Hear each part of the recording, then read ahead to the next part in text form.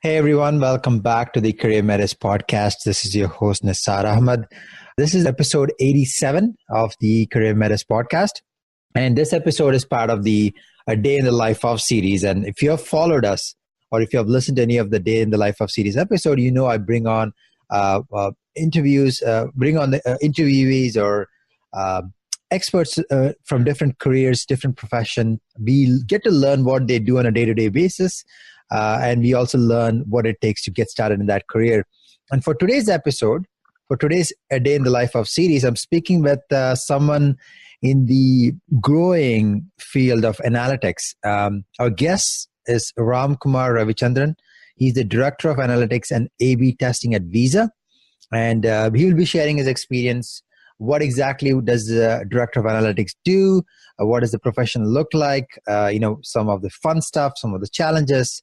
And we'll learn more as we go along. So, hey, Ramkumar, welcome to the podcast. Hey, Nissar, and everyone in the audience, hello, and thanks for having me here, Nissar. Yeah, before we get into the actual role, I want everyone to know, me and Ramkumar go back a long ways. We actually went to this, we studied in the same university. We were actually classmates. We did our engineering and metallurgy and material science in NIT Trichy, India. So we are reconnecting again. I mean, we have reconnected over the past few months, and I saw what he does, and I thought, wow, we have to have him on the show. So first of all, on a personal note, it's a pleasure. Same here, Nissar. I know that we connect off and on, but it's been great so far over the past XYZ years, and I should say that you are someone who is looked up to in our circles, and you're always quoted as an inspirational role model. So it's a pleasure, and it's fun to be here with you and talk to you here. Thanks for your kind words. And I wanted to also ask this question. Where are you calling from? I'm calling from Fremont in the San Francisco Bay Area, California. Okay. Is it considered San Francisco, or is it like a suburb of San Francisco? It's the suburb of San Francisco. It's on the east side of the bay.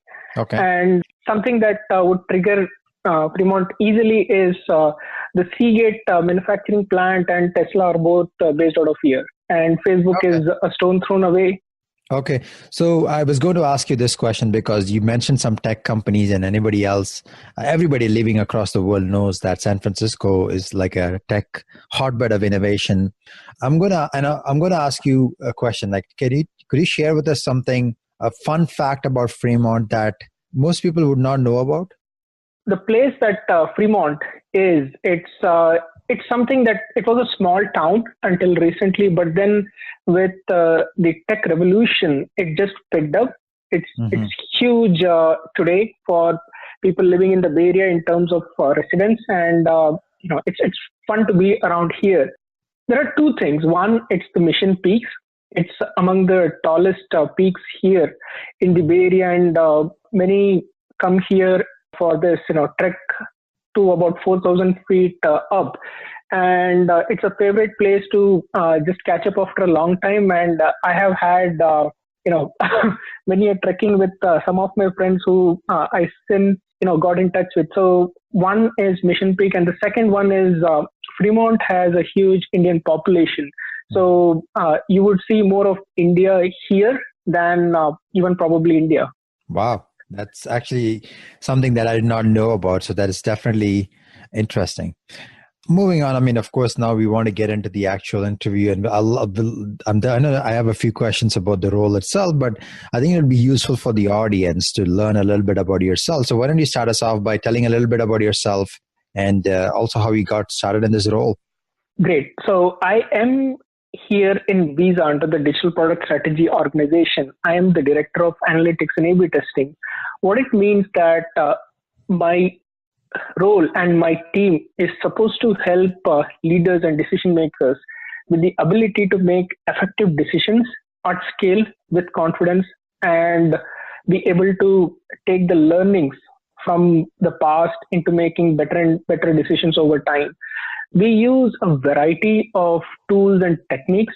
The top four that come into mind are just being able to capture the data, any form, every form, wherever they come from, the ability to make sense of what the data says, which is the analytics component, the ability to stitch it together with the user motivations and intentions, that is the survey feedback data, and the ability to test out the tactics in the world and get to the right decisions or right response by testing it out with the customers is something that we also go on to use it repeatedly. So our role is across all these domains, and our role is to ensure that we are able to make decisions quickly, effectively, and confidently.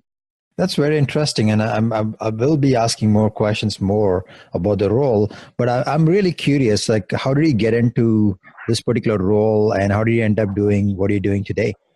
I would break this question into three pieces. One would be, how did I even land in an analytics role back in 2005 when it was relatively unknown territory? The second would be, how did I manage to stick on with this? And finally, what has gotten me where I got to and helped me be successful at this role? So, like any other teenager in India at that time, I got into engineering because someone told me that it will get me settled in life, whatever that meant. So I got into engineering. I had, gotten into a prestigious institution in India. I, met great folks from across the country, some of the smartest minds. I had fun. I made, deep, meaningful friendships. And over the next 3 months, I kind of got disillusioned and I decided to coast through my engineering. But something happened right around the start of the third year, and I would attribute it to the just being a dreamer and having bad company of folks like you, Mr. Nissar Ahamed. And we used to talk about, making it big in the world or doing something different, being better at what we do. And at the end of all of it, should have done something that would leave us looking back at our life and feeling that, yes, we have done something meaningful. So that happened. And then, we started dreaming and we started trying our ways to do something better. And, that led to some things like, the group discussion helps that we used to provide to our friend circle. It would be just about, having a new and different way of technical symposiums. It would be a better way of managing a cultural event, things like that. But even then, I didn't know what I wanted to do with my life. I was clueless. I had no direction. I did not know where I'm going towards. So then, fourth year came and our campus hiring season began. I just coasted through the placement season again. But there was one interesting thing that happened. So the Indian market was on the upswing, and the fruits of globalization were really hitting home. So new industries, new technologies, new way of doing things started happening even in India too. And Bangalore became the hotbed of innovation. And then this new company with strange name called Modalytics showed up and said that we do processing engineering, we do analytics, we do this, we do that. And yes, by then I had to get a job because it was getting late by the NIT standards, and I had to get into a job somehow. I knew that I didn't want to get into the technical roles, which is the core engineering or even IT. I wanted something else, but I had no choice. I had to get into something. I somehow cracked this. But during the process, I realized that I actually love this company and the promise that it made to its consumers and to the prospective employees. So I gave it a shot. I got in, and that is how I began here. So now the second part of the journey, how did I manage to stick in the job and stay in that domain for so long? So it was almost a scary beginning, because the moment I walked into the company on day one, I realized that I had no clue what it does. I had no clue why companies would pay so much money to get something done. And I had no idea about statistical modeling, SAS, or anything. All I knew was that this was a way to do better problem solving and to help the companies manage their customer experience better. It's only after a month of hard burn during the orientation classes that I realized that I'm not going to survive if I try to coast here. And this is something that I like, so I have to figure out what it is and how it helps anyone. And that's how the real meaningful pursuit began.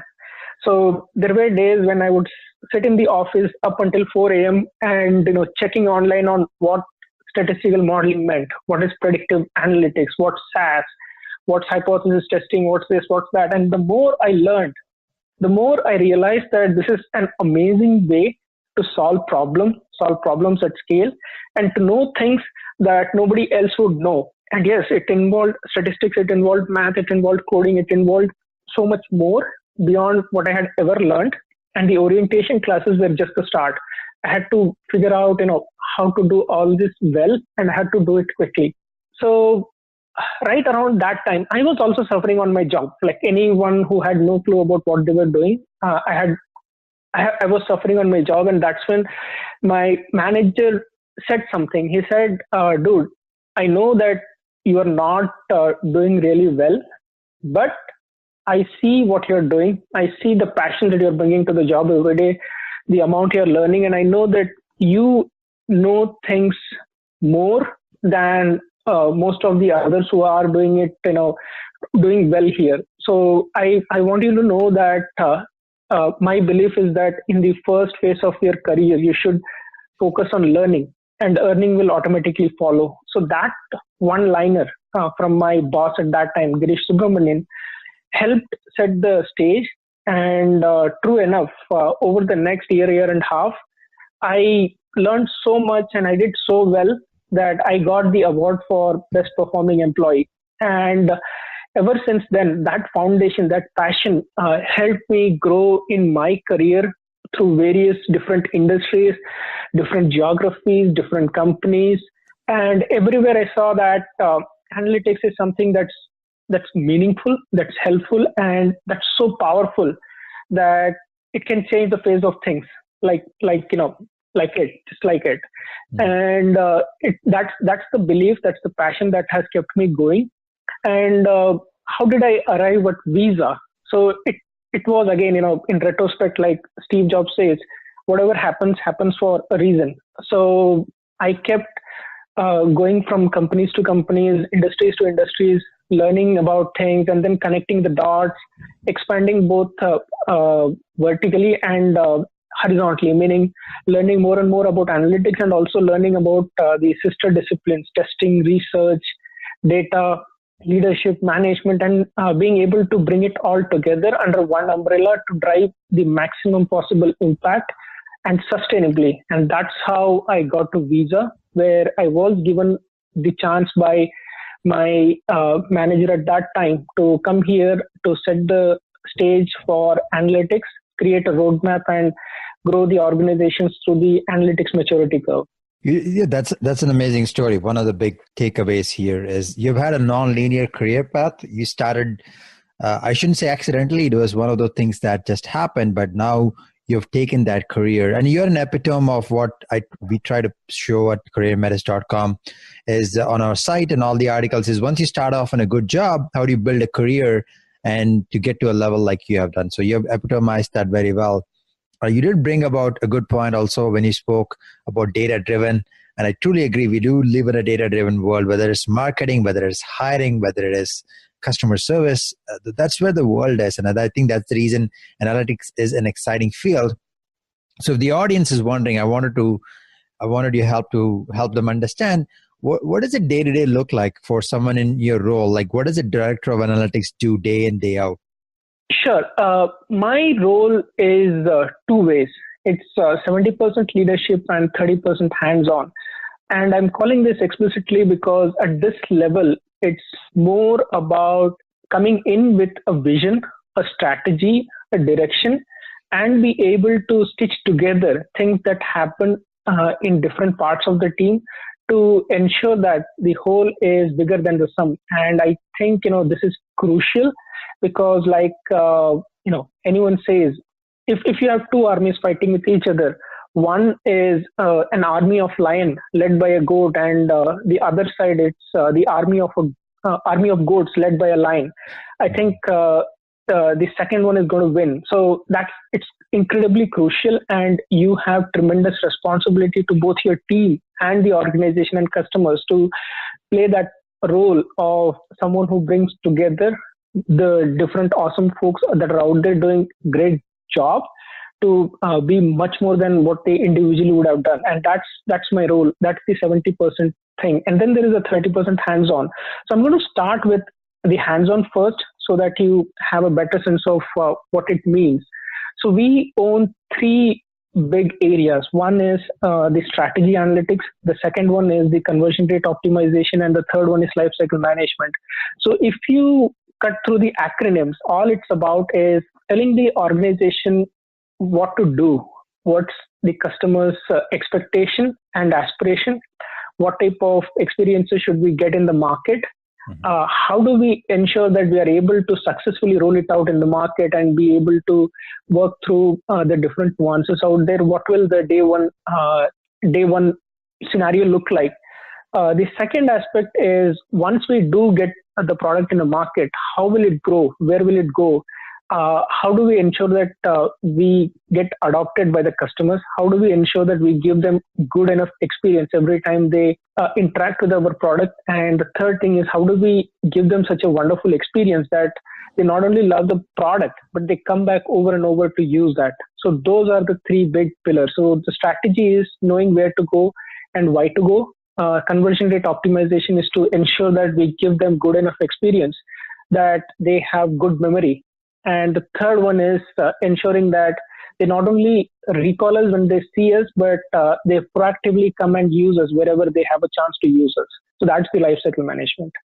So that's on the hands-on side. On the leadership side, so two things. My leadership style would be transformative, which is what I said, that is knowing what needs to be done, ensuring that we have clear expectations, ownership, the success criteria, trade-off, and all that.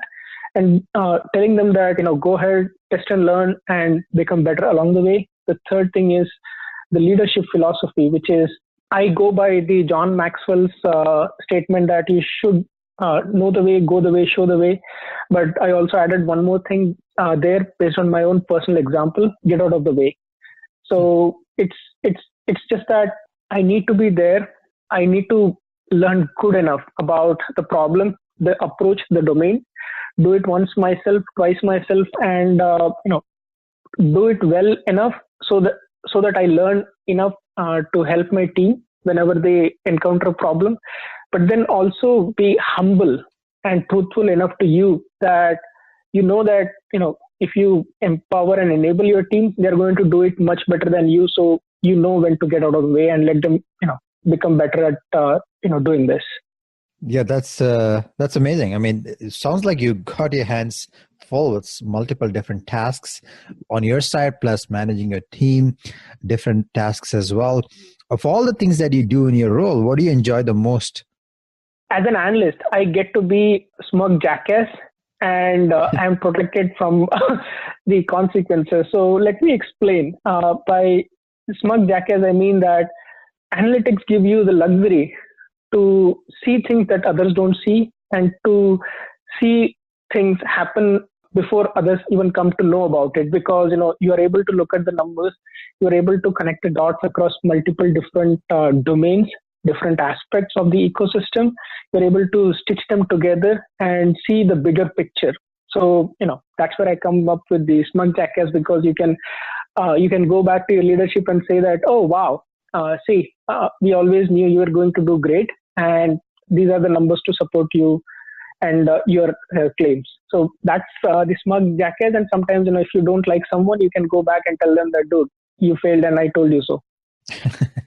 So every role I've had this interviews, there's also the flip side where there are some things in their day to day, or even what they do, they don't enjoy. So what would you say are some of the things that you find challenging or you do not enjoy about the role? There's a long laundry list. Yes. Like anything out there in the world, there is both a good side and a not so fun side. So on the not so fun side, the biggest problem is it's very difficult to put your finger on what analytics is. And part of it is our own fault, meaning the analytics community, because slowly and steadily, anything and everything data started being called analytics.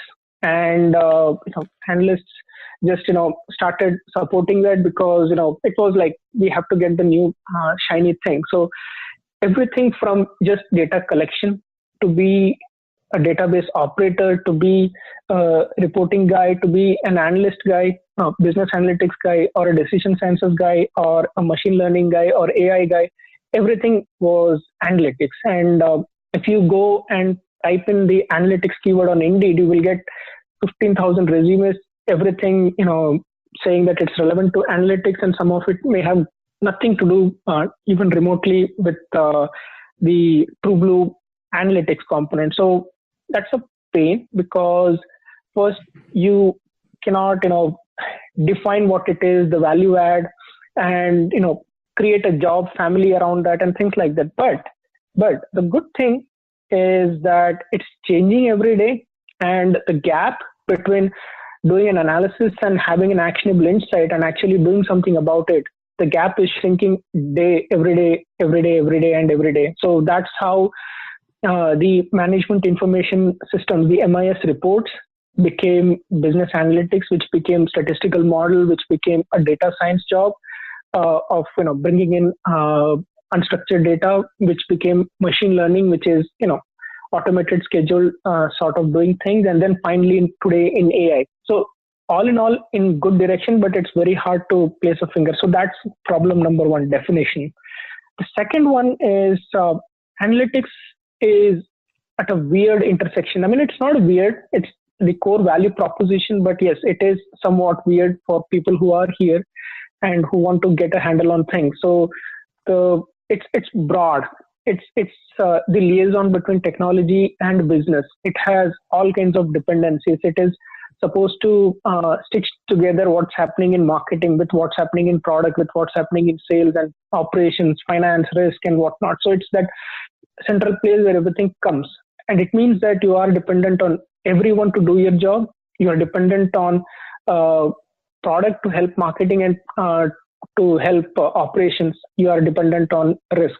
So it's broad scope, broad responsibility, and it sometimes makes it difficult to either get things done, or the flip side is when something works, it's very difficult for you to get the recognition, and if something breaks, all the fingers are pointed at you. Meaning, broad responsibility, broad scope, sometimes breeding ground for politics. The third thing is analytics is sometimes viewed as purely support function versus a strategy function. So it doesn't get budget support. It's sometimes difficult to get funding and investment. So our own experience and learning has been that we should not be good just in analytics and testing or research. We also need to be much better in our sales and UX roles. So we have to be everything that we were born to be, but we also need to be better at sales and UX to actually flourish in this role and grow. Thanks for being so transparent, because usually when you hear about a particular career, it's not always, the reality is it's not always rose. What they say is it's not always a greener pasture. There's always challenges, but it's always good to know. So if someone getting into the role can prepare, which brings me to my next question is, after listening to this, someone says, you know what, I know this field is really hot right now. I want to get into the space. I want to one day end up like Ramkumar. What do you recommend? How does someone get started? There are many ways, and I'm going to take a quick pause there and reinforce that analytics is a great place to be at. And by next year or the year after, everything might be AI and machine learning, but it's still an excellent place to be at with whatever challenges I just mentioned. So yes, we should all give it serious thought. And if I were to vision the utopia, it would not be a huge organization of like 500 analysts helping an organization of 2000 people. It would be that every individual person in the company, 2000 people, everyone is an analyst at the heart, and that's what the utopia is going to be. So with that, let's actually take your question of how do we get into this space and how do we survive, thrive, and grow. There is an aspect to this. It's because it's so broad, it's so wide. You have to be a master of all trades, and that means that you have to be good at four distinct things. You have to be good at math and stat. You need to be very good at coding. You need to have the interest in the domain, the value proposition of the company. You should just let the company soak into you, your DNA. And finally, you should know how, what, where, and when your stakeholders, internal decision makers, and external customers think, because that's how you are going to be able to tell a story that appeals to them. So you have to be a master in all of these. That's how you are going to do well. The second aspect is more softer. It's about, just knowing that it's a broad industry and that keeps changing every day, that keeps evolving and getting better and better and better, which means that you have to keep learning about everything from the front end data, event tagging, the data engineering, the analytics, the user research, market research components, A/B testing / experimentation, artificial intelligence / machine learning, and finally, you have to also be able to know product development, product marketing, and product management, because all of these are getting productized and commoditized every day. The last thing is going to be about the sales and the UX component. So you have to also keep learning these two sides of the world to be able to really do well in the job and keep growing.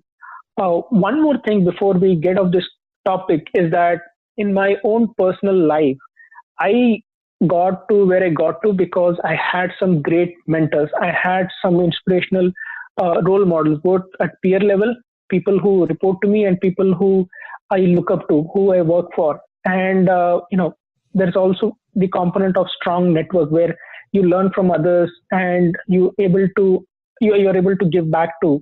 So, I'm going to name a few people here just because, it makes more real for you and I.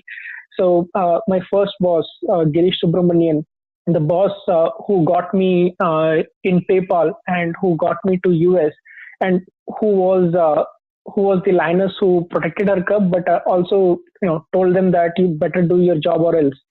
So Priyanka Jain, Puneet, who's like my career's godfather. He is the one who showed me that analytics, research, and testing could be a powerful entity together, and whose model I stole and I'm trying to replicate here in Visa. And there was a guy called Nitin Chanduka who was so difficult but such an amazing genius that he inspired me every day to become better and better at my job and learn more and more and do better and better. I have folks here in my team currently, all four of these guys, Roger, Sophia, Yash, Murali, and whoever. So everyone, each of these guys, they report to me, but they have kept me on my toes every day, inspired me to do better and better and actually catch up to them and stay ahead of them. So it's all these things. It's being a master of the trade. It's being humble and knowing that you need to learn to do better and better, and have inspirational role models to look up to. These are the things that I think is going to help us do well in this space and grow. Okay. Actually, you did cover my next question about what someone needs to be successful. But I want to go back to the question: is if someone wants to get started, is there a career path? Do they get started by picking up these skills, or I'm just curious. So that's an interesting question because up until recently, this industry was unstructured. So formal degrees didn't matter as much. I am not a statistician by education, and nor is anyone that, or most of the folks that I have worked with who's a statistician or even a data scientist to begin with. Just the core skills of good reasoning skills, math, and coding and domain acumen helped. But recently, the industry had started consolidating and putting in structure around this. So if you go in and type masters in analytics or data science, you would get pretty good colleges in the list. You would get the North Carolina State University, you would get Northwestern, Stanford has some courses. And then you have the whole MOOC ecosystem, the Coursera, the Udemy and Udacity. Mm-hmm. So yes, if someone is sitting on the fence or looking in from outside, I would say, start with the courses on Udemy or Udacity to get a foothold, to get a good understanding, but then explain what it is, how they do their job, how they solve problems from the conferences, the meetups and other places. So it's going to be a combination of things.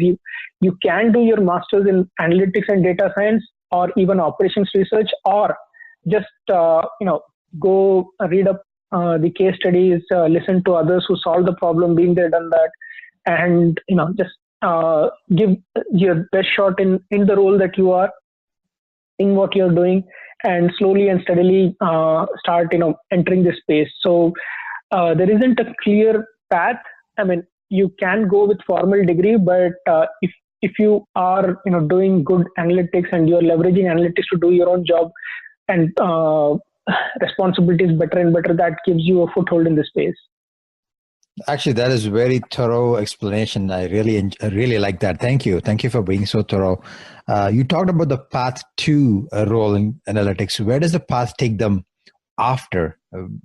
What is let someone get started today? They did all the things that you recommended. Where can they go from there? So one of the things that has happened is that you have competitions like Kaggle. So let's say you go to Kaggle, you solve something, and then you get into the attention span of the recruiting companies, the hiring managers, and so on. And slowly and steadily, people get you into the industry.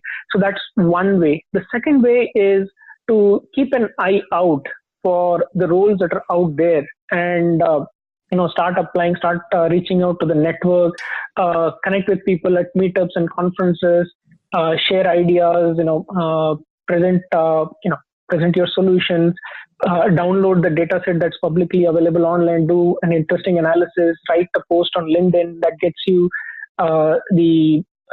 in the mind share. So things like that. So you can do both active and passive selling, and you can do active and passive search, all with the goal that you get into the space and do things. Now, also please keep in mind that analytics is not just analytics. Analytics is data science. Analytics is machine learning. Analytics is also the foundation for AI. So if you have any organization, whether you are a student or you are an entrepreneur or you are a product manager, you are a sales guy, you are operations, you are UX, you can use analytics in your day-to-day job. You can do some analytics, you can make your product better, your experience better, you can optimize your sales pipeline, you can do so much more. So it's all about how you use analytics to do what you do better. Okay. That is very useful as well. I think we have got a lot of ground here, Ramkumar, and appreciate you sharing all this wisdom. We are coming towards the end of the interview. Before we wrap up, any last words, any final ideas or piece of advice that you'd like to give the audience? Sure. I just want to say one thing. I think, like the Hippocratic Oath, analytics domain should have its own oath too. And I took a stab at it once, and I think everyone who is wanting to be an analyst or wants to use analyst at some level in the organization should think of it this way. It should be that we swear our allegiance to our customers, the company, the shareholders, our team, the peers, and the analytics community. And we should remember that if we do the right by all these folks, it will all come back to me as them doing right to me. And we have to ensure that we have a responsibility to our customer success, and we go way above and beyond as a second nature to ensure that they succeed. We do the job in a way that our company succeeds and grows. We need to do things in a way that our leadership shine and are able to be successful. We need to invest in the development of the team and our peers, and bask in the glory of having been a reason for their success. And finally, we need to ensure that we give back to the analytics community in learning, in ideas, in thought, in any way and every way we can. And all of this will bring us to the nirvana and the fact that it will all come back to us as good karma. Wow, that is so original, because I've never had anybody do this. So that is amazing. Like the Hippocratic oath, an oath for the analytics. But what I really loved was it was all out. It was not self-centered. It was all customer-centric, company-centric. I think that is amazing. It is so original. Thanks for sharing that, Ram. Thank you. And on behalf of all the audience, I also wanted to share you for once again, one last time. Thanks for sharing all the ideas. We learned a lot. Thank you so much. It was fun being here, and it's great being here and being able to share my thoughts. Thank you for having me. Thank you, folks, for joining yet another episode of the CareerMetis Podcast. If you enjoyed this episode, if you learned something new, feel free to post a comment or a review. And if you really, really loved it, definitely go ahead and share this amongst your network. Until next time, this is Nissar Ahamed, your host for the CareerMetis Podcast. Thank you.